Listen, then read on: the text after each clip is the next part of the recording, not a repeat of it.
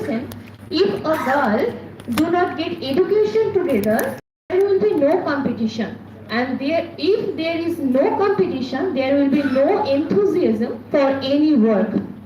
অন্যদিকে গোলাম মুস্তফা তার নারীর প্রতি নামক একটি কবিতার মাধ্যমে স্ত্রী জাতিকে, বিশেষ করে মুসলিম সমাজের স্ত্রী জাতিকে এগিয়ে আসার জন্য আহ্বান জানিয়েছিলেন। কিন্তু তিনি অবরোধ প্রথার কথা বলেছিলেন, কিন্তু ইসমাইল সিরাজি এবং গোলাম মুস্তফার বক্তব্যের মধ্যে বিরাট ফারাক ছিল। যেমন ইসমাইল সিরাজি পর্দা প্রথা মুসলিম সমাজের বাধ্যতামূলক ব্যাপার না, কিন্তু ঐতিহাসিক গোলাম মুস্তফা বলছেন অবশ্যই মেয়েরা স্ত্রী শিক্ষা গ্রহণ করুক, কিন্তু সেই স্ত্রী শিক্ষা এমন ভাবে নয় যেটা পাশ্চাত্য শিক্ষার সাথে মিশে যায়। তিনি বলেছিলেন যে স্ত্রীরা পর্দা প্রথার মাধ্যমে ইসলামিক শিক্ষা গ্রহণ করুক। তিনি ইসলামী শিক্ষার মতবাদী ছিলেন বা শিক্ষার পক্ষপাতী ছিলেন। অন্যদিকে আব্দুল গফুর জালালি বলেছেন মেয়েরা হচ্ছে হরিণের মতো, এবং তিনি কি বলেছেন, তিনি বিশেষ করে স্ত্রী শিক্ষার প্রতিবন্ধক হিসেবে চাইল্ড ম্যারেজকে দায়ী করেছেন। এবং তিনি বলেছেন একটি হরিণ যখন হঠাৎ করে একটি বাঘ বা কুকুরের সংস্পর্শে এসে যায়, সেই ভয়ে যেমন ছুটে পালায়, একটি বাল্য বিবাহের পর একটি নারী ঠিক তেমনই তার বিভিন্ন ইনলস অর্থাৎ শ্বশুরবাড়ির মানুষজন বা শ্বশুরবাড়ির গ্রামের মানুষরা থেকে সেইভাবে ছুটে ছুটে পালায় বিকজ অফ দেয়ার সাইলেন্স। তাই তিনি বাল্য বিবাহকে শিক্ষা বিস্তারের একটি বিরাট প্রতিবন্ধক হিসেবে তুলে ধরেছিলেন।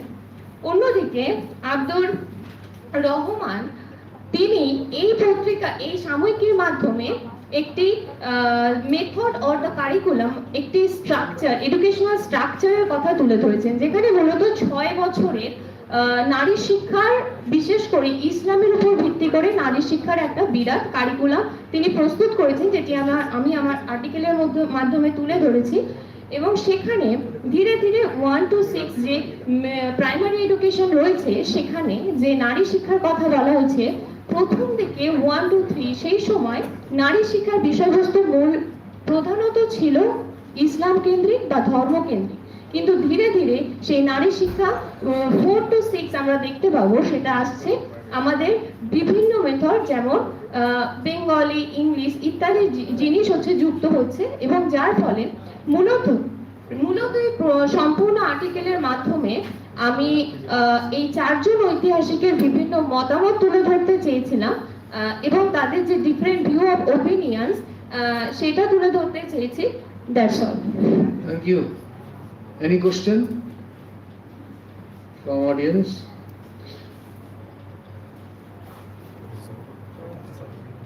ঠিক আছে, কোনো কোশ্চেন নেই, শুধু একটাই জিজ্ঞাসা, তো তোমার এই পিরিয়ডিক্যাল একটাই নিয়েছো, তো মানে এটা কোনো নির্দিষ্ট সময়কালকে নির্দেশ করছে না ইন জেনারেল? কারণ হচ্ছে আমরা মূলত অবজেক্টিভ ছিল কিভাবে 19th সেঞ্চুরির ভিউ অফ পয়েন্টস আলাদা, কিভাবে 20th সেঞ্চুরির ভিউ অফ পয়েন্টস আলাদা। এবার যেহেতু আমি 20th সেঞ্চুরিকে হাইলাইটেড করতে চাইছি ঐতিহাসিকদের মাধ্যমে, সেহেতু এই ঐতিহাসিকরা আলেকজান্ডার পত্রিকাটি যেহেতু 1915 বেরোচ্ছে, তাই আমি সেই ভিউ অফ পয়েন্ট থেকে 19th সেঞ্চুরিকে আলোচনা করছি। 20th সেঞ্চুরি, 1915 মানে তো 20th সেঞ্চুরি। 20th সেঞ্চুরি থেকে 19th সেঞ্চুরি কিছুটা মানে কিভাবে তারা ব্যাকওয়ার্ড ছিল বা এটা। ঠিক আছে।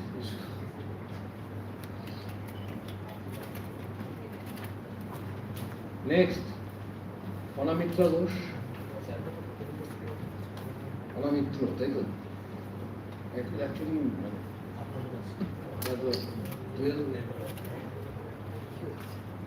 স্যার আর কতজন আছে? অনেকজন।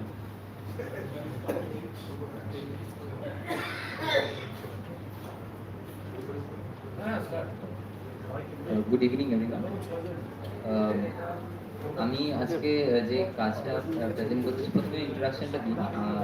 আমার নাম অনমিত্র ঘোষ, আমি মাস্টার্স করেছি প্রেসিডেন্সি ইউনিভার্সিটি। আর যে কাজটা নিয়ে আমি আজকে বলছি সেটা হলো, যে টাইটেলটা হলো urbanisation, water supply and cholera আউটব্রেকস in colonial Calcutta from 1855 to 1947।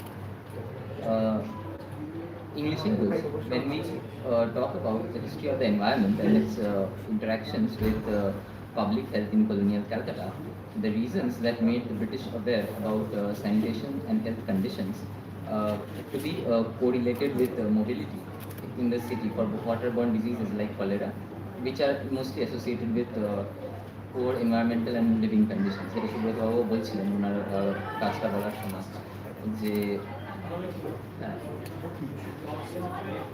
Presentation objective okay. The objective of this study was to take into account the relationship between living standards, water supply, and the outbreaks of cholera that were very frequent in colonial Calcutta between, let's say, the period from 1841 to 1919. That is the period from which I got my data. So, from what I want to discuss is the regime of purity that was associated with the British when they were handling these outbreaks of cholera.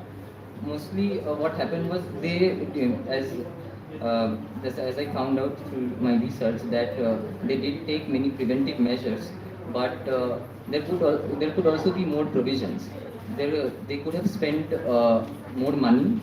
They could have they could have increased hospital beds. They could have and not done this through, let's say, segregation between black town and white town as they did in the 19th century. And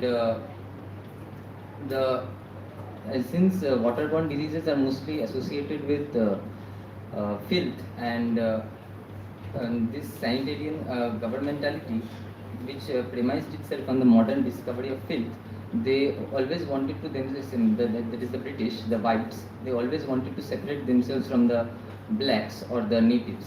So in this part, from what I have seen, that since they could not, actually the Indians, especially who were living in slums, they were totally dependent on the rivers and tanks for the drinking water requirements, which is totally unlike the British, who used pitcher pots and cleaner and had more access to cleaner water.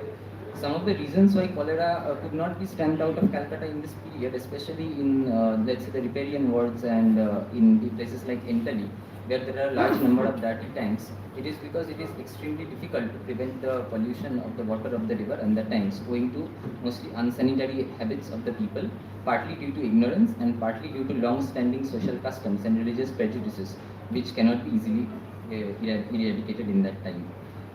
In conclusion, access to drinking water in Calcutta was traditionally determined in terms of the enclosed and open spaces.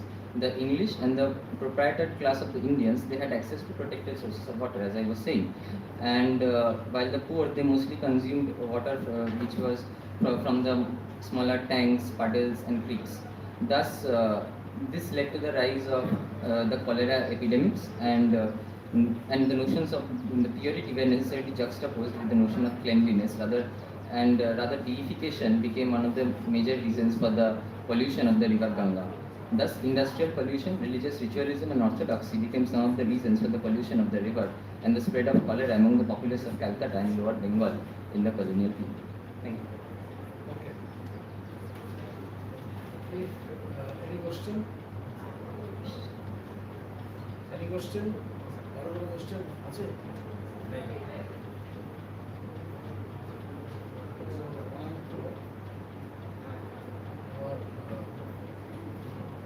Urbanization, water supply, and cholera outbreaks.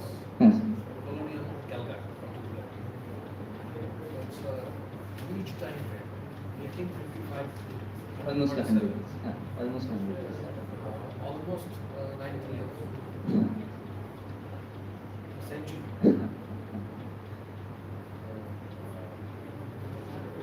যখনই এরকম একটা century ধরা হবে, difficult to classify in a paper. মানে Time frame is very big. হ্যাঁ sir, মানে actually আপনি যদি ডেটাটাও Though দেখেন, even the student of history, still It's my suggestion.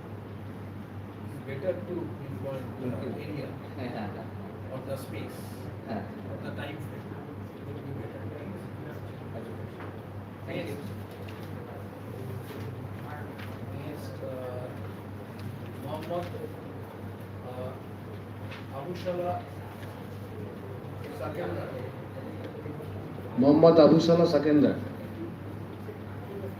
Ramtanu Banerjee,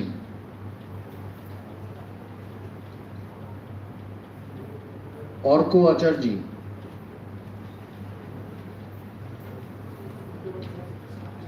okay.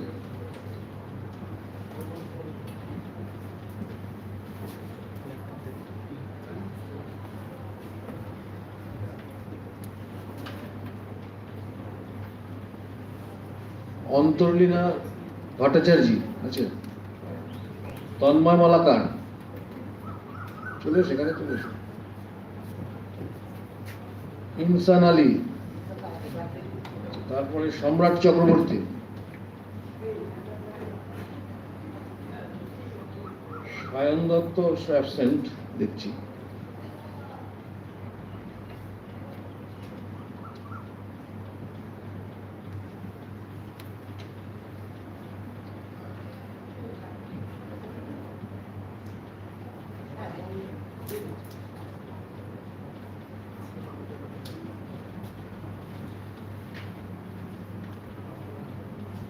Start ততক্ষণ দেখুন, তুমি শুরু করে দাও মতো।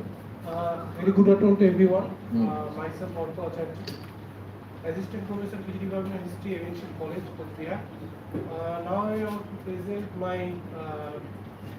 PowerPoint presentation on revisiting some unsung age-old temples of Uttar Dinajpur, a minor study on its architecture.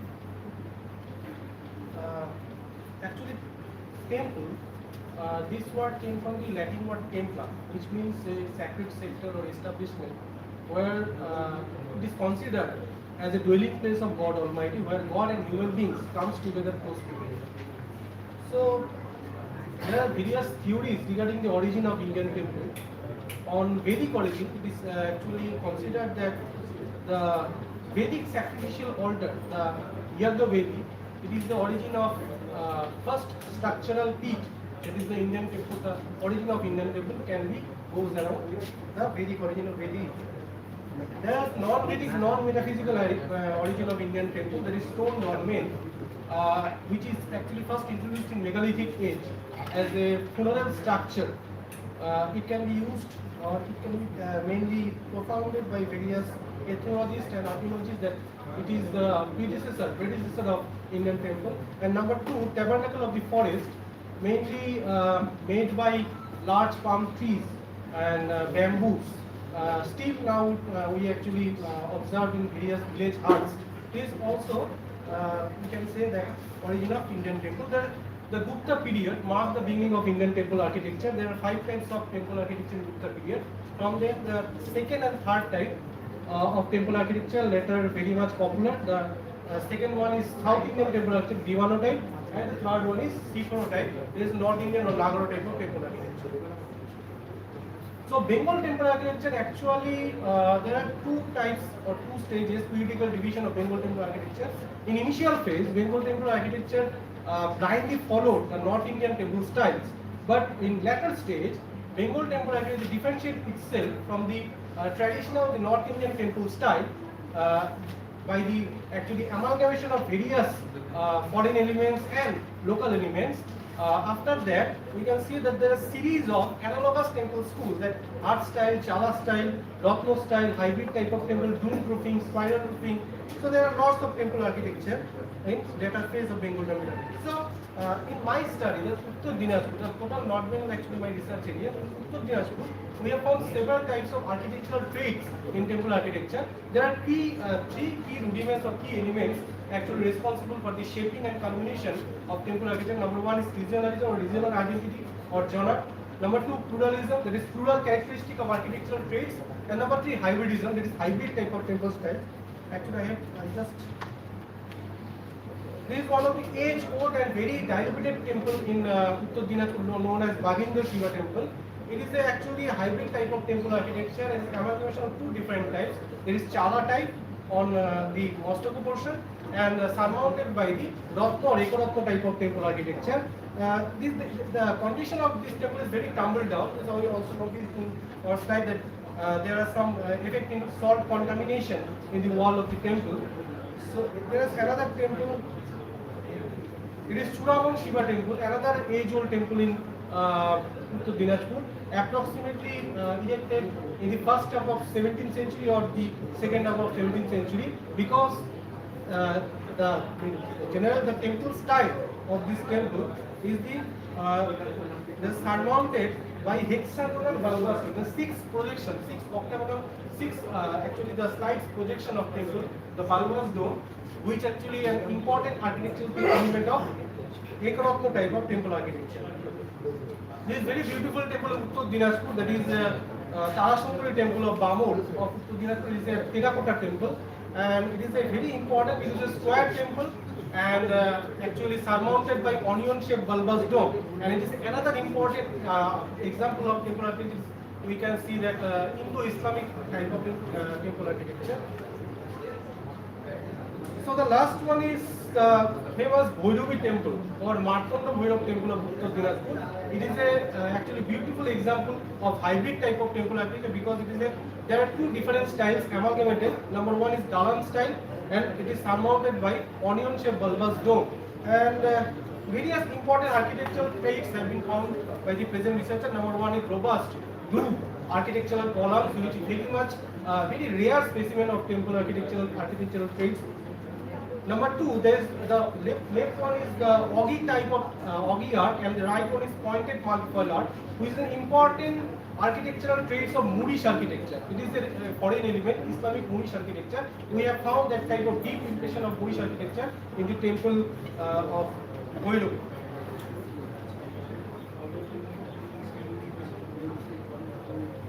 So this is another important architectural text, that is Sandhara Pradakshina Patha, which is actually known as an important element of Hindu temple architecture, which is called as the actually open, so covered ambulatory or circuit passage. So these are terracotta panels of temple, and it is actually the icon of this temple, known as very mutilated but very rare specimen of icon. This is known as Martanda Bhairav icon. This is a synchronistic figure of Surya and Bhairava aspect of Shiva. It is actually, according to S.C. Mukherjee, the former director of archaeology, it is a very rare specimen of Borendra type of temple art, like icon. That is Eastern School of Indian art, we can say. On conclusion, I want to say that the temples of Uttar Dinajpur, we have found several architectural traits. Number one is the traditional Hindu temple architecture, is the emergence or the existence of Jagati, and also the existence of Sandhara Pradakshina Patha, and as well as various important architectural elements of Moorish architecture, like the introduction of ogee art, introduction of pointed multifoil art, which is very fascinating and very much important in the versatility of Indian temple architecture. Thank you. Thank you. Any question? Next.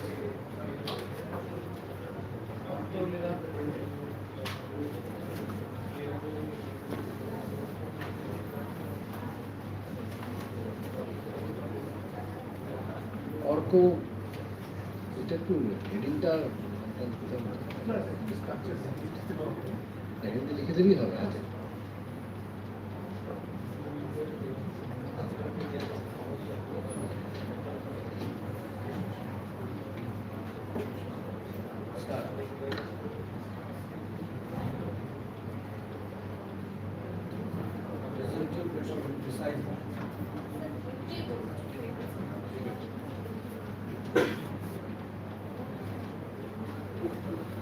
Paper title will say a peek into the autochthonous belief system, historical analysis of the popular female paintings of Kuchbihar and Jalpaiguri.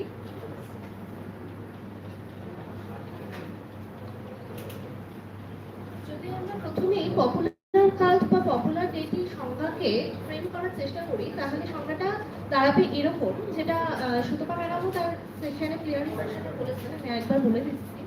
Other than the mainstream rabbinical cult, the practice of worshipping native cults and divinities, which usually had their origin outside the scope of Brahminical Hinduism and have little or no connection with higher religion and philosophy of Brahminical Hinduism, and mostly which contains many non-Sanskritic local and regional elements, can be categorized as popular cult or village deity, বা যাদের আমরা খুব সাধারণভাবে গ্রাম দেবতা বলে থাকি। তো এই গ্রাম দেবতা বা পপুলার কাল্টের আমরা নির্দিষ্ট কিছু বৈশিষ্ট্য দেখতে পাই।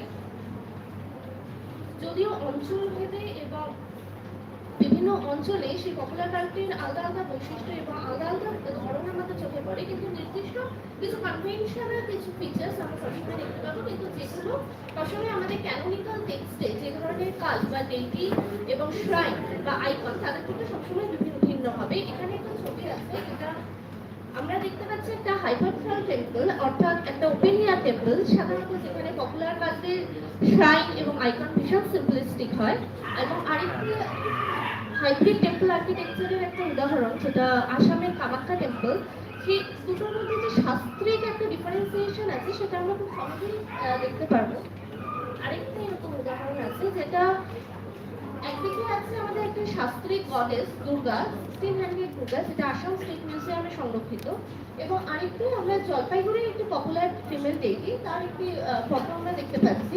সাধারণত পপুলার কাজ যেহেতু গ্রামের ভিলেজের একটা পার্ট অ্যান্ড পার্সেল, সুতরাং তার প্রেজেন্টেশনটা সবসময় যে ভীষণ সিম্পল হবে সেটাই বোঝানোর চেষ্টা করছি। যে এরিয়াটা নিয়ে আমি কাজ করছি সেটা জলপাইগুড়ি এবং কোচবিহার, আর অবশ্যই এরিয়ার একটি নির্দিষ্ট অ্যান্টিকুইটি আছে।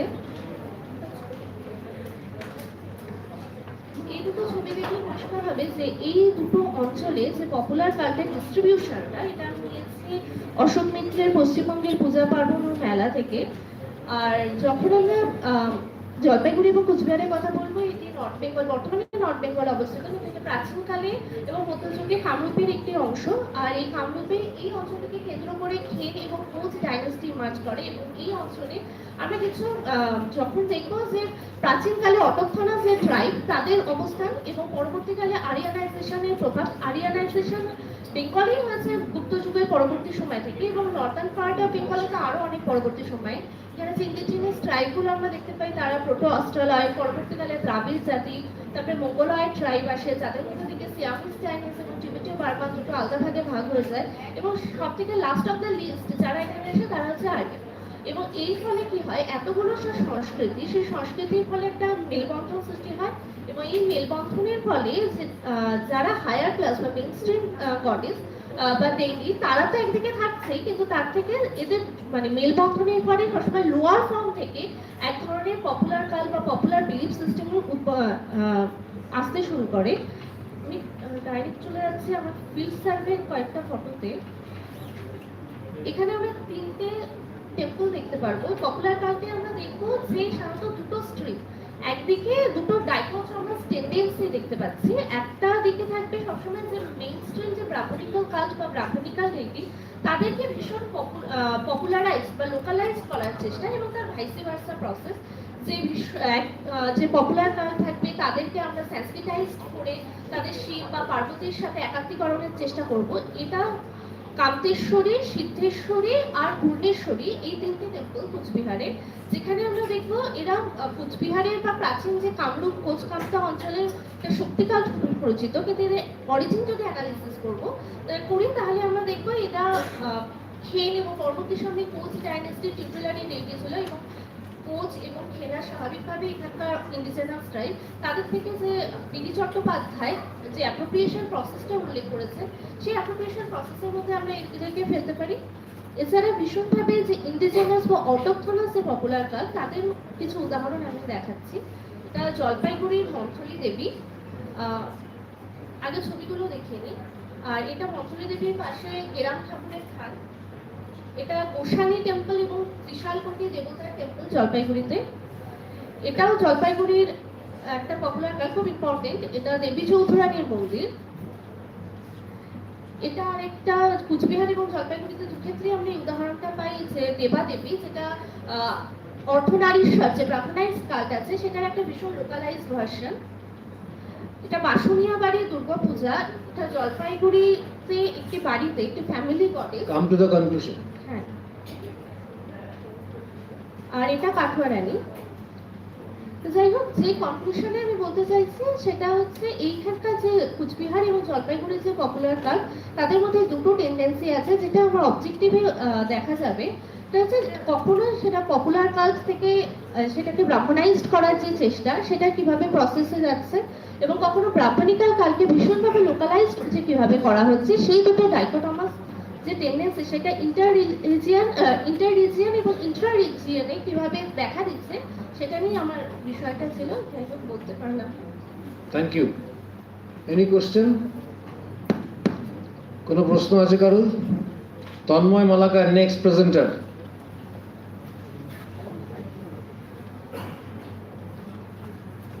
অন্তর্লীটাকে একটা প্রশ্ন ছিল।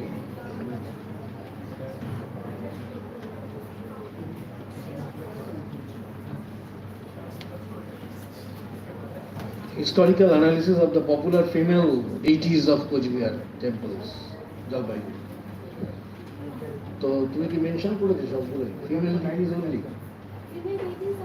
এখানে পেপারে সব আমি কিন্তু সেগুলোই নিয়েছি, একটা পারমানেন্ট সাইন এছাড়াও আছে যারা থানে বা এখানে স্পেসিফাই করা আছে তো historical analysis of the popular female ditties of Cooch Behar and Jalpaiguri. সেটার কথা বলছি, আমি সেই জন্য জিজ্ঞেস করি।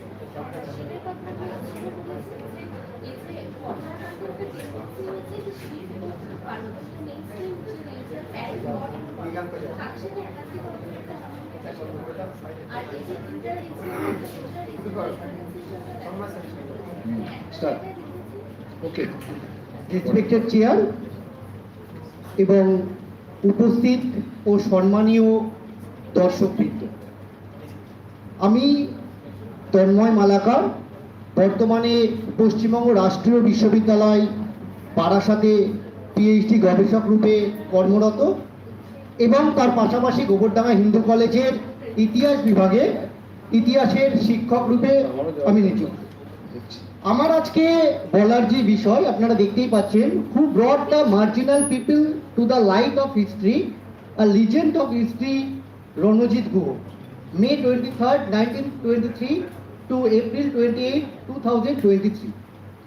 আমি এই বক্তব্য উপস্থাপনের পূর্বে আজকের যে অনুষ্ঠানের তাৎপর্য, যখন আমাদের Garia society for studies of marginal পিপলের কর্ণধার প্রেসিডেন্ট অনিল কুমার সরকার মহাশয় তার যখন ভাষণ প্রদান করেছিলেন, সেখানে কিন্তু তিনি প্রথমেই আলোকপাত করেছিলেন যে আমরা 15 দিনও হয়নি যেখানে আমরা রণজিৎ গুহকে হারিয়েছি। যে রণজিৎ গুহর সাবালটান স্টাডিজ যদি না আসতো, তাহলে সেই মার্জিনাল পিপলদের সম্পর্কে আলোচনা হতো কি না, সেটাই কিন্তু একটা বিরাট বড় প্রশ্নচিহ্নের মুখে দাঁড়ায়। সুতরাং আমি খুব সংক্ষিপ্ত পরিসরে এবং সংক্ষিপ্ত সময়ের মধ্যে রণজিৎ গুহর যে কর্মপরিধি এবং ইতিহাসে আমাদের তার যে দান, সেটাকে আমরা কৃতজ্ঞতা চিত্রে স্মরণ করব আমার এই দু একটি কথার মধ্যে থেকে। রণজিৎ গুহ যেটা আমাদেরকে শিখিয়েছেন ইতিহাসে, সেটা দেখো, প্রথমেই তোমরা দেখতে পাবে how to make questions and construction of research drafts with primary sources. Ranajit গুহর প্রথম যে লেখা চিরস্থায়ী বন্দোবস্তের সূত্রপাত, সেই লেখাতে কিন্তু তিনি যে বাকরগঞ্জ বরিশালের সিদ্ধপাটি গ্রামের একজন বালক অবস্থায় যখন ছিলেন, তখন তার মধ্যে তার যারা খেলার সঙ্গী বা খেলার সাথী, তারা কেন প্রজা ছিল, সেই প্রশ্ন কিন্তু তিনি এই গবেষণার প্রথম তুলেছিলেন। এবং যেখানে তিনি বলেছিলেন যে তার যে অনুসন্ধান সবসময় প্রশ্ন তৈরি করা বা ভাবা বা চিন্তা, সেই চিন্তা জগৎ, এবং সেক্ষেত্রে তার যে গবেষণার একটা পরিসর, যখন তিনি প্রেসিডেন্সি কলেজে পড়াশোনা করছেন, তখনই কিন্তু তিনি চিরস্থায়ী বন্দোবস্তের উপর যে তার পূর্বে ক্লাউড কমিশনের রিপোর্ট বেরায় 1938-এ, সেগুলো তিনি 6 খণ্ডে সেই রিপোর্ট তিনি পড়ে ফেলেন। তিনি পড়ে ফেলেন পার্কস ও মেরিভেলের ফ্রান্সিসের জীবনী। তিনি অনুসন্ধান শুরু করেন যে ডিবেট হয়েছিল ব্লাড কাউন্সিলে ওয়ারেন হেস্টিংসের সাথে ফিলিপ ফ্রান্সিসের, সেই ভাবনা। সুতরাং সেখান থেকে বালক অবস্থা এবং তার পরবর্তীতে কলেজ জীবন থেকে তার যে ভাবনা, সেই ভাবনাকে পাথেয় করে তিনি কিন্তু rule of property for Bengal নামক প্যারিসের সরবন বিশ্ববিদ্যালয়ের যে গবেষণা, সেটা কিন্তু তিনি প্রকাশ করেছিলেন ড্যানিয়েল থার্নারের প্রচেষ্টা এবং তার প্রেরণা। সুতরাং রণজিৎ গুহকে আমরা কেন মনে রাখবো? সেক্ষেত্রে প্রথমেই এখানে দেখতে পাচ্ছেন আপনারা সাবাল্টান স্টাডিজ। সেই সাবাল্টান স্টাডিজের যে এক ঝাঁক গবেষক, যেমন শাহিদ আমিন, গান্ধী অ্যাজ মহাত্মা লিখে জনপ্রিয়তা পেয়েছিলেন, বা David Hardiman, the coming of Devi Adivasi assertion in western India, David Arnold, police power and colonial rule, Dipesh চক্রবর্তীর রিথিঙ্কিং ওয়ার্কিং ক্লাস হিস্ট্রি, বা Partha Chatterjee the nation and its fragments. এই যে গবেষণা গ্রন্থে এক ঝাঁক তরুণকে স্বপ্ন দেখানো যে ইতিহাস রচিত হতে পারে, সেটা কখনোই জাতীয়তাবাদীদের মতো একপেশে হতে পারে না, যেখানে শুধুমাত্র নেশানের বন্দনা করা হয়েছে। আবার এমনও হতে পারে না সাম্রাজ্যবাদী বা কেমব্রিজ হিস্টোরিয়ানদের মতো, সেখানে শুধুমাত্রই ভারতবর্ষের নগ্নভাবে সমালোচনা করা হয়েছে। ইতিহাস লেখা উচিত কাদের জন্য? মার্জিনাল পিপলদের জন্য, মানুষের জন্য ইতিহাস। সেই মানুষের জন্য ইতিহাসে তিনি আনছেন আদিবাসীদের, উপজাতিদের, নারীদের এবং সাধারণ মানুষ, যাদের কথাকে ইতিহাসে সেভাবে বলা হয়নি। 1982-তে যে সাবাল্টান স্টাডিজ, সেই সাবাল্টান স্টাডিজের এক এক ভলিউম কিন্তু দেখায় যে আমাদেরকে প্রান্তিক থেকে প্রান্তিক স্তরে এবং ক্রমশ মানুষের জয়গান গাইতে হবে। সুতরাং আমি এখানটায় রণজিৎ গুহর যে ভাবনা এবং অনিল কুমার সরকারের যে ভাবনা, তার কিন্তু একটা সাযুজ্য পাচ্ছি। কারণ অনিল কুমার সরকার এবং মনশান্ত বিশ্বাস স্যার যখন বলছিলেন, প্রেস বাইট দিচ্ছিলেন, সেখানে কিন্তু বলছিলেন যে এক পেশে ইতিহাস কিন্তু রচিত হবে না, ইতিহাসে থাকবে মানুষের স্বর, দ্য পিপলস ভয়েস। এই পিপলস ভয়েস যদি না থাকে তাহলে ইতিহাসের অর্থ কোথায়? সুতরাং আমার কিন্তু প্রেজেন্টেশন, যেখানে আমি রণজিৎ গুহর বই দিয়েছি, যেগুলো তোমরা দেখবে প্রত্যেকটা ডিফারেন্ট অ্যাঙ্গেল থেকে লেখা, elementary aspects of insurgency in colonial India যখন লিখছেন, তখন তিনি কৃষক বিদ্রোহের ইতিহাসকে দেখছেন। সেই কৃষক বিদ্রোহে যে চেতনা, যখন সাঁওতাল হুল হচ্ছে, সেই সাঁওতাল হুলে যে সিধু কানুর চেতনা, সেই চেতনাটাকে বুঝতে হবে, যেটা কিন্তু উচ্চবর্গের ঐতিহাসিকরা বোঝেননি। সেই চেতনা যদি আমরা না বুঝতে পারি, মানুষের কণ্ঠ যদি না আমরা অনুভব করতে পারি, তাহলে ইতিহাসের সার্থকতা কোথায়? এইখানেই বোধহয় ইতিহাসের সার্থকতা। যখন তিনি dominance without hegemony, history and power in colonial India লিখছেন, তখন তিনি দেখাচ্ছেন আর্কাইভাল সোর্সকে শাসকের দৃষ্টিতে পাঠ করার বা রিড করার কোনো প্রয়োজনীয়তা নেই, বরং তাকে পাঠ করতে হবে এগেইনস্ট ইট গ্রেন, বিপরীত দিক থেকে পাঠ করতে হবে। এই যে ভাবনা, এই যে তত্ত্ব, একে আর কোনো ইতিহাসে পাওয়া যেতে পারে? এখানেই বোধ হয় রণজিৎ গুহকে আমরা স্মরণ করব। যদিও তিনি প্রয়াত হয়েছেন কালের নিয়মে, জন্মিলে মরিতে হবে, অমরকে কোথার হবে, কোনো মানুষেরই চিরস্থায়িত্ব লাভ সম্ভব নয়, কিন্তু তার যে ইডিওলজি, তার যে ভাবনা, ইতিহাসের প্রতি তার যে দান, সেটাকে আমরা কৃতজ্ঞতা চিত্তে সর্বদা স্মরণ করবো এবং এইভাবেই মার্জিনাল পিপলের কনফারেন্সের মধ্যে থেকে আমরা তার তাৎপর্যকে তুলে ধরার চেষ্টা করব। সকলকে অনেক ধন্যবাদ, শুভেচ্ছা এবং নমস্কার। Next presenter. Last but not the least.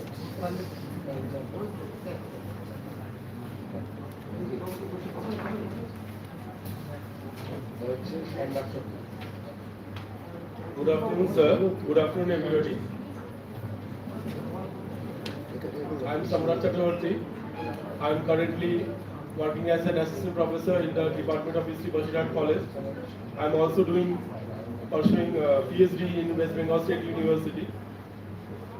The title of my paper is Gender Perspective in Bengali History, Co-Education and Women Empowerment in the Colonial Times. সময় খুবই কম, শেষ বক্তা আমি অল্প মধ্যে যতটা শেষ করার চেষ্টা করব। এই বক্তব্যে আসার আগে আমি একটা ইন্টারেস্টিং অ্যানেকডোট দিয়ে আমার বক্তব্যটা শুরু করতে চাই।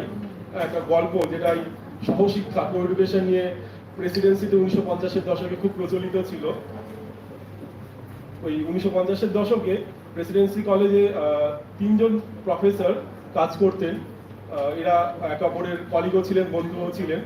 প্রথমজন ছিলেন ফিলোসফির প্রফেসর সরোজমোহন দাস, যিনি স্বভাবে খুব লিবারেল ছিলেন। দ্বিতীয়জন ফিলোসফি টিচার ছিলেন গোপীনাথ ভট্টাচার্য, যিনি একটু কনজারভেটিভ স্বভাবের ছিলেন। আর তৃতীয়জন এই বন্ধুচক্রে যিনি ছিলেন, তিনি ইংলিশ টিচার তারকনাথ সেন, যিনি একটু হাসি ঠাট্টা মজা করতে খুব ভালোবাসতেন। প্রথমজন যে সরোজমোহন দাস, উনি একদিন নিজের শিডিউল ক্লাসে আসেন। উনি স্বভাবত একটু লিবারেল স্বভাবের ছিলেন, আগেই বললাম। উনি এসে দেখেন যে এই কম বয়সী ছেলে মেয়েরা সব আলাদা আলাদা বেঞ্চে বসে আছে, একদিকে ছেলেরা, একদিকে মেয়েরা এরকম ছড়িয়ে ছিটিয়ে বসে আছে। নিজের থেকে একটা সেফ ডিস্টেন্সও মেনটেন করছে। এটা সরোজবাবুর পছন্দ হয় না এই সিটিং অ্যারেঞ্জমেন্টটা, আর উনি একটা মিক্স সিটিং অ্যারেঞ্জমেন্ট করে দেয় যে ছেলেমেয়েরা পাশাপাশি বসেই ক্লাসটা করবে। ঠিক ওনার ক্লাসটা হয়ে যায়, এই ক্লাসটা করে উনি যখন বেরিয়ে যান, গোপীনাথ ভট্টাচার্য স্যার আসেন ওই সেম ক্লাসরুমে। উনি এই মিক্স সিটিং অ্যারেঞ্জমেন্টটা কিছুতেই অ্যাপ্রুভ করতে পারেন না ওনার কনজারভেটিভ নেচারের জন্য। উনি এবার ওদের একটু বকাবকি করে আবার সেই সেপারেট সিটিং অ্যারেঞ্জমেন্ট করে দেন। এরপরে এই ঘটনাটা স্বাভাবিক প্রফেসর্স কমন রুমে এটা জানাজানি হয়। হ্যাঁ, এরপরে যখন এই দুজন স্যার ওখানে যান, আর ওখানে এই সময় ইংলিশ টিচার তারকনাথ সেন আসেন, উনি এসে এই ইন্টারেস্টিং এপিসোডটার কথা জানতে পারেন। আর উনি এই সময় তারকনাথ বাবু প্রফেসর্স কমন রুমে একটা মজা করে একটা স্টেটমেন্ট বলেন, আহারে সরোজ বাবুর সাজানো বাগান শুকিয়ে গেল। তো এইভাবে মানে সহশিক্ষার ইতিহাসটা আমি একটু একটা ইন্টারেস্টিং অ্যানেকডোট দিয়ে শুরু করলাম। এরকম অনেক কিছুই বলা যেতে পারে, সময় যত কম, কিন্তু আমি যেটা মেইনলি ফোকাস করব যে এই সহশিক্ষার ইতিহাস চর্চা কিন্তু এত সোজা ছিল না। যেই সময়টা মানে স্ত্রী শিক্ষাকেই একটা চ্যালেঞ্জের মুখে আনা হয়েছিল, সেখানে ছেলে মেয়ে পাশাপাশি বসে পড়াশোনা করবে, একে অপরের সঙ্গে একটা হেলদি কম্পিটিশনে এগাবে, সেটা ভাবা এত সোজা ছিল না। এটাতে শুধু এই না যে আমাদের কনজারভেটিভ সমাজ যারা এই শিক্ষা দীক্ষায় পিছিয়ে ছিল তারাই যে এটা বিরোধিতা করছে তা না, আমরা দেখছি যে অনেক ক্ষেত্রে শিক্ষিত সমাজও এটা বিরোধিতা করছে। যেমন সংবাদ প্রভাকরের যিনি এডিটর ছিলেন ঈশ্বরচন্দ্র গুপ্ত, ইনি এই স্ত্রী শিক্ষার বিরোধিতা করছেন নানা সময় নিজের নিউজ পেপারে, সংবাদপত্রে। আর উনি একটা ফেমাস বেঙ্গলি কবিতা লিখেছিলেন এই নিয়ে। সেটার লাইনগুলো হলো, যত ছুরিগুলো তুড়ি মেরে কেতাব হাতে নিচ্ছে যাবে, এরা এবি শিখে বিবি সেজে বিলিতি বল কবেই কবে। এরকম করে দেখা যাচ্ছে যে একটা সমাজে একটা বড় অংশ যেখানে স্ত্রী শিক্ষার বিরোধিতা করছে, সেখানে সহশিক্ষার বিরোধিতা বা কো-এডুকেশন বিরোধিতাটা খুব স্বাভাবিক ছিল। এখানে কলোনিয়াল এডুকেশনাল পলিসিটা খুব গুরুত্বপূর্ণ। আর এছাড়া ইন্ডিজেনাস এফার্টসও ছিল। আমরা দেখছি স্ত্রী শিক্ষার ক্ষেত্রে রবীন্দ্রনাথ ঠাকুর, রোকেয়া বেগম এনারা এগিয়ে আসছে। রবীন্দ্রনাথ ঠাকুর কো-এডুকেশনের ক্ষেত্রেও এগিয়ে আসছেন, বিশেষ করে ওনার যে ব্রহ্মচর্য আশ্রমের যে ভাবনাটা 1901 সালে যেটা তৈরি হচ্ছে, পরে ওটাকে কো-এডুকেশনাল কলেজ হিসাবে ওটা 1921 সালে প্রতিষ্ঠা পাচ্ছে। আর পরে যেটা আমরা 1951-তে বিশ্বভারতী ইউনিভার্সিটি হিসাবে দেখছি। এর মধ্যে বিশেষ করে আলোচ্য যেটা আমি করতে চাইছি ব্রাহ্ম রিফর্মারদের কথা। ব্রাহ্ম আন্দোলনের সঙ্গে, ব্রাহ্ম মুভমেন্টের সঙ্গে যারা জড়িত ছিল, এই ব্রাহ্ম রিফর্মারদের মধ্যে দুটো ক্যাম্প হয়ে গেছিল। ওরা নিজেদের মধ্যে বিভক্ত হয়ে গেছিল যে স্ত্রী শিক্ষাটা কিভাবে দেওয়া উচিত। একটা অংশ যারা কনজারভেটিভ তারা মনে করছে, বিশেষত কেশবচন্দ্র সেনের নেতৃত্বে, যে মেয়েদের একটু নারী সুলভ পড়াশুনো করতে হবে, সেগ্রিগেটেড পড়াশুনো করতে হবে, আলাদা পড়াশুনো করতে হবে, যাতে তারা ঘর বার রান্না বান্না সংসার সামলাতে পারে। আর যারা একটু র্যাডিক্যাল ব্রাহ্ম, যেমন দ্বারকানাথ গাঙ্গুলি, দুর্গা মোহন দাস, শিবনাথ শাস্ত্রী, তারা আবার মনে করছে যে না, এই মেয়েদের ছেলেদের সমকক্ষ এগিয়ে আসতে হবে। হ্যাঁ, এখানে মেয়েদেরও সমান সমান ছেলেদের বা পুরুষদের সমান অধিকার শিক্ষার ক্ষেত্রে থাকতে হবে। ঠিক। Any question from audience? Any question? No question. Next presenter. Thank you very much.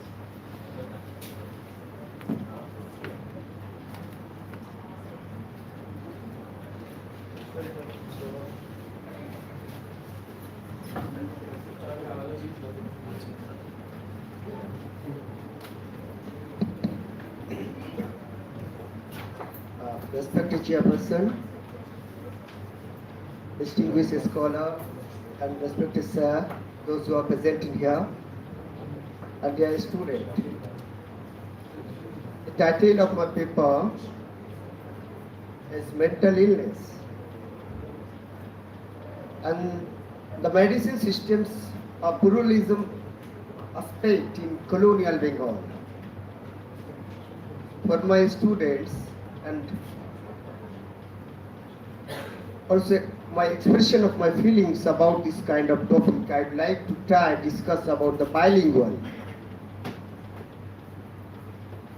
এরকম একটি প্ল্যাটফর্মে মার্জিনাল পিপলদের নিয়ে কথা বলার জন্য নিজেকে খুব স্বাচ্ছন্দ্য এবং গর্ববোধ করছি। আমি তাদের কথা বলতে চাই যাদের নিয়ে ইতিহাস আলোচনা করা খুবই একটি ক্রিটিক্যাল ব্যাপার। একটা সময় পেরিকিয়ান বলে একজন বিখ্যাত দার্শনিক, তিনি বলতেন পাগলদের ইতিহাস আমরা কেমন ভাবে লিখব। ওয়াল্টার ডার্নস নামে একজন বিখ্যাত পণ্ডিত অক্সফোর্ডে, তিনি প্রথমে লিখেছিলেন, মানে আমি ফুকোর কথায় যাচ্ছি না, a very and short introduction about madness history. পাগলামের ইতিহাস নিয়ে সর্বপ্রথমে সারা পৃথিবী জুড়ে তোলপাড় সৃষ্টি করেছিলেন madness and civilization in the age of present, which is written by Michel Foucault, the French scholar, French philosopher. হঠাৎ করে কেন এই পাগলদের নিয়ে এত মাতামাতি? উহারা কি মার্জিনাল পিপল? মেন্টাল ইলনেস শব্দটি একাডেমিক পরিভাষায় মেডিকেল সায়েন্সের পরিভাষা। On the folk conception and the folk beliefness about rural society, this idea is so called the name of পাগল। পাগলদেরকে আমরা কিভাবে বলবো? এই বহুত্ববাদী ধারণার দ্বারাই আমার এই আলোচনা স্বল্প পরিসরে তাদের চিকিৎসা, তাদের ধারণা, তাদের বিভিন্ন রকমের বহুত্ববাদী দৃষ্টিভঙ্গিকে কিভাবে ফোকাস করা যায় সেটা নিয়ে এই প্রবন্ধে আমি আলোকপাত করার চেষ্টা করব। ফুটপাতে দাঁড়িয়ে অন্যমনস্ক জট জটাই,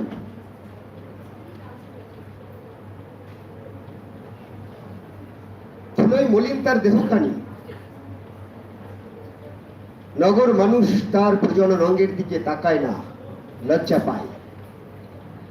মায়েরা পুত্রের চোখ আঁকড়ে ধরে, পিতারা কন্যার ঘামে ভেজা চুল স্নেহের আঙুল দিয়ে সরিয়ে বলে, ওই দেখ মা, আকাশের সাদা বক উড়ে যায়। কিন্তু কেন? দীর্ঘদিন ধরে আমরা এই বিবর্তিত সমাজ ব্যবস্থায় প্রগতির সঙ্গে লড়াই করছি, তাহলে কেন এত লজ্জা, কেন এত শরম? বুঝলাম কাণ্ড জ্ঞানহীন বিকৃত মস্তিষ্ক, উন্মাদ। সহজ বাংলা ভাষায় পাগল, মেডিকেল সায়েন্সের পরিভাষায় মেন্টাল ইলনেস। যুগ যুগ ধরে ওরা কিভাবে আলোচিত বা সমালোচিত, ওরাও লিখেনি ওদের ইতিহাস, তাহলে লিখবে কারা? ইতিহাস তাদেরকে কেমন ভাবে দেখেছে? ইতিহাসের দায়বদ্ধতা কি? পাগলদের ইতিহাস আমরা কিভাবে আলোচনা করব? কোন সোর্সের উপর ভিত্তি করে এদের ইতিহাস আমরা সোশ্যাল অ্যাসপেক্টে, সোশ্যাল ফেনোমেনাতে আমরা তাদেরকে আলোচিত করার চেষ্টা করব? মানসিক অসুস্থতা এবং পাগল, এই দুটো শব্দের মধ্যে দুস্তর প্রভেদ আছে।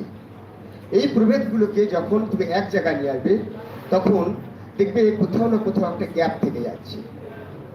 হঠাৎ করে সারা পৃথিবী জুড়ে, সারা বিশ্ব জুড়ে এদের নিয়ে আলোচনা হচ্ছে।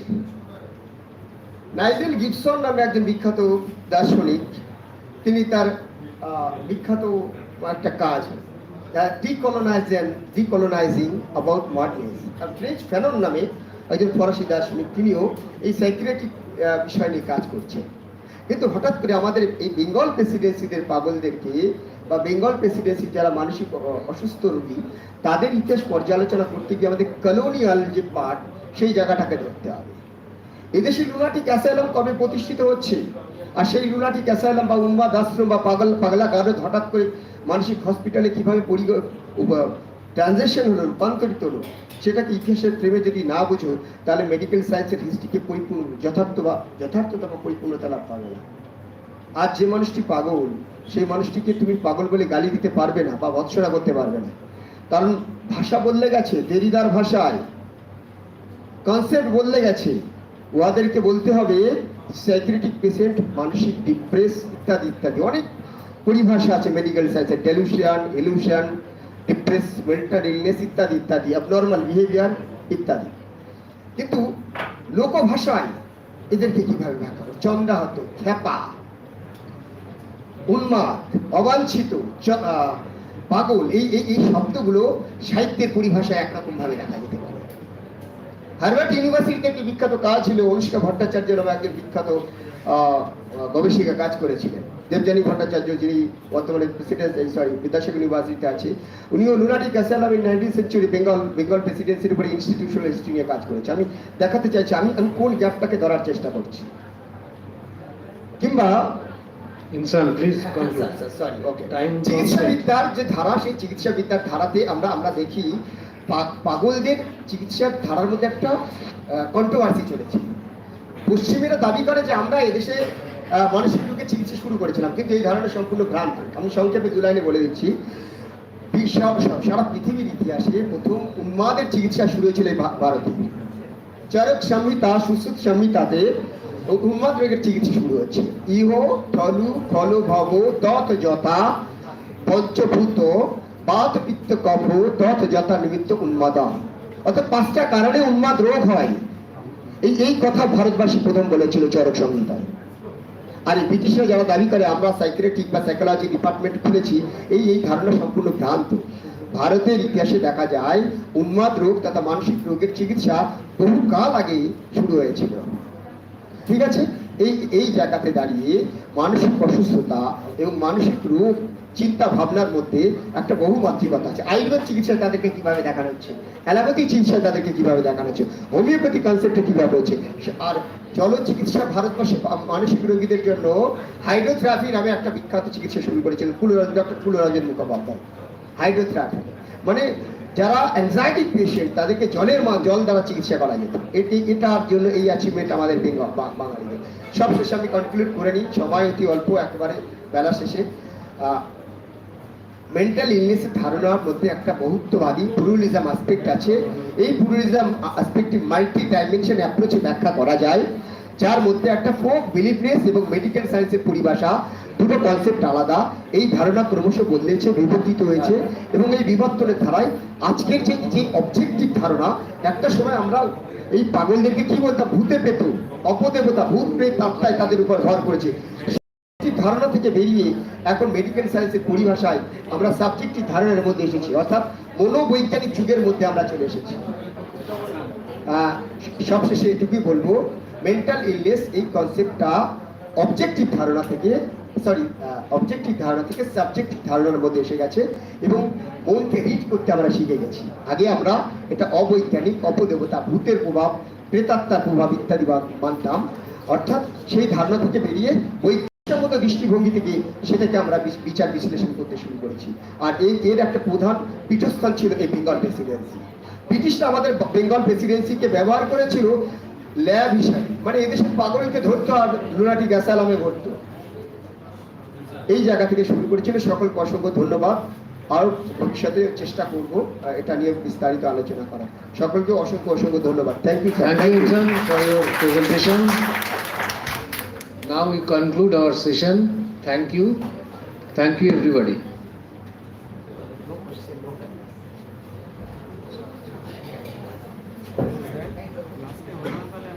দিগান্ত স্যার একজন আছে দিগান্ত এখানে নেই স্যার পড়ে দাও দিগান্ত চেয়ারটা পড়ে দাও স্যার বসে সময় এমনি আমরা চলো তুমি বলো আই বসো তোমরা আমাদের স্টুডেন্টরা বসো দিগান্ত তুমি এই স্যার বলবো না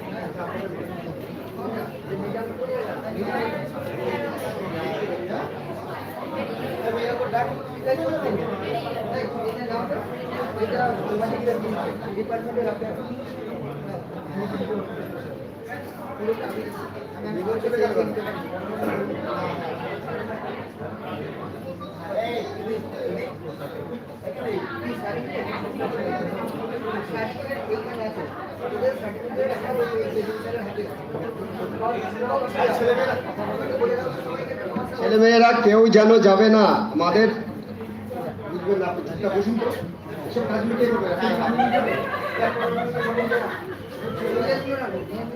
যারা থাকবে সব নিয়ে যেতে পারবো না, কিছু না করে যাবো বাড়ি, তারপর দিয়ে করে দিই। অনেক কাজ আছে।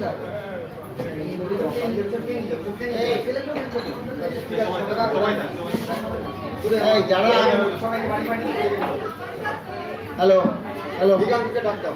মৃগাঙ্ক, মৃগাঙ্ক রয়, মৃগাঙ্ক, মৃগাঙ্ক।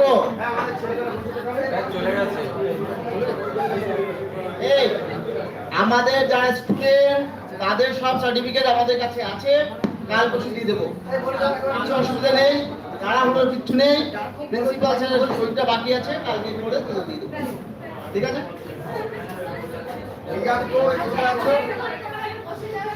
মৃগাঙ্ক রয়, মৃগাঙ্ক রয় কোথায় আছে একটু ডেকে দাও তো। মৃগাঙ্ককে একটু ডাক দাও।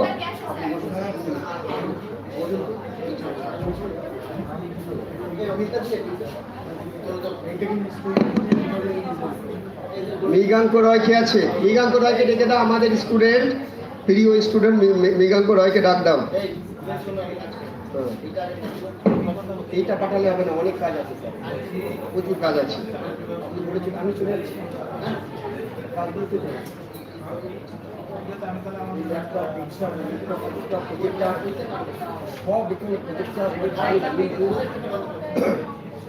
মৃগাঙ্ককে ডাক দাও। এখানে চেয়ার করছিল কে? এই তিশা, তুমি অ্যাসিস্ট্যান্ট করছি, অ্যাসিস্ট্যান্ট ছিল এখানে, অ্যাসিস্ট্যান্ট ছিল।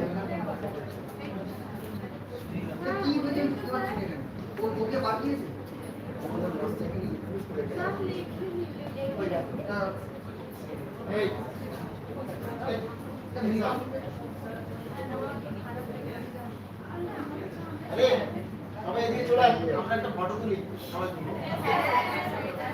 তারপরে হয়তো আমার ব্যাগটা কোথাও, চার্জার, মোবাইল, মোবাইল কোথায়? মোবাইল এই যে এটা ল্যাপটপ কার? ইয়ে করলে তো সব ব্যাগে ভরে দাও। এই ইনসাইড, এটা কার ল্যাপটপ? আরে আছে তোমার? না, আমাদের মৃগাঙ্ক। সে কোথায়? সারাদিন খাটলো ছেলেটা, পেপার পড়লো না। সারাদিন খাটলো ছেলেটা, পেপার পড়লো না।